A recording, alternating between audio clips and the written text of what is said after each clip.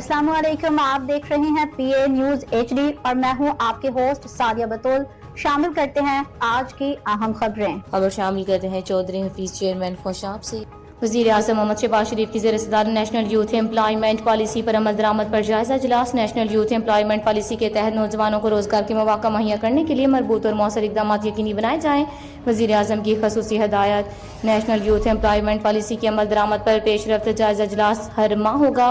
मुल्क के हुनरमंद और बासलाहित नौजवानों को बाइज़्ज़त रोजगार की फराहमी हुकूमत की अवलिन तरजीहात में शामिल है।